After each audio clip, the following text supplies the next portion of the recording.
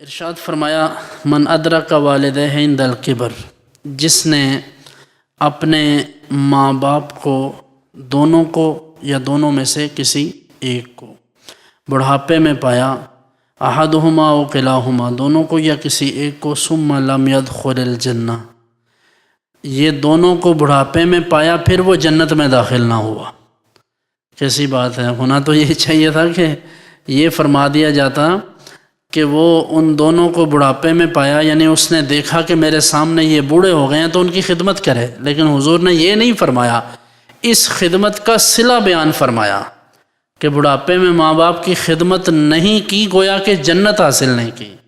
اس کا مطلب کہ بڑھاپے میں ماں باپ کی خدمت کی، ان کے کام آیا، ان کی ضروریات کو پورا کیا تو گویا کہ جنت حاصل کر لی۔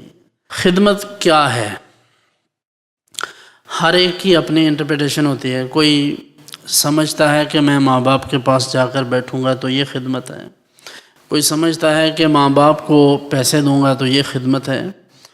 جو آپ کے اختیار میں ہے، جو آپ کر سکتے ہوں اور وہ آپ کر لیں، ایسا نہیں کہ جو آپ نہیں کر سکتے۔ اگر آپ کوئی کام نہیں کر سکتے تو تکلیف ما لا یطاق، یہ تو نہیں ہے۔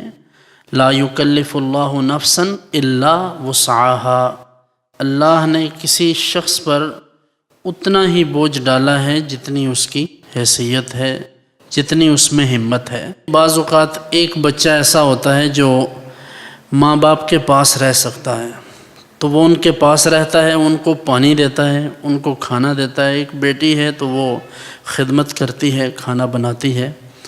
لیکن دوسرا بیٹا باہر نوکری کرتا ہے تو وہ ظاہر ہے کہ روز ان کو کھانا تو نہیں کھلا سکتا، آ کے روز ان کے پاؤں تو نہیں دبا سکتا، ان کے کپڑے نہیں دھو سکتا، لیکن وہ پیسے تو بھیج سکتا ہے، تو پھر وہ پیسے بھیج کر خدمت کرے ماں باپ کی۔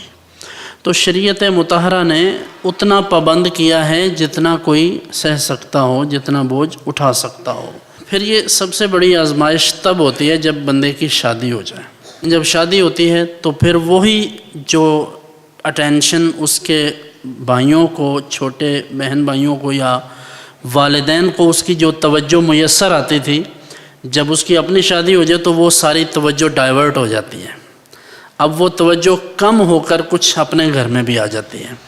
پھر جس کے ہاں اولاد ہو جائے اس کی اپنی اولاد کے لیے توجہ بڑھ جاتی ہے، اپنے ماں باپ سے اٹھ جاتی ہے، کم ہو جاتی ہے نسبتاً۔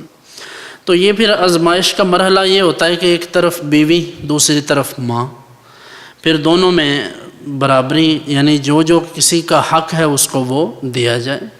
تو شریعت مطہرہ نے، اسلام نے کسی ایک کا حق چھین کر دوسرے کو نہیں دیا۔ تمام بچوں کو بھی یہ چیز پیش نظر رکھنی پڑتی ہے کہ ان کی شادی ہو جائے تو ان کے اپنے بچے، اس کی اپنی بیوی، اپنے ماں باپ، سب کے لیے جو حق شریعت نے متعین کیا ہے ان کو وہ دیا جائے۔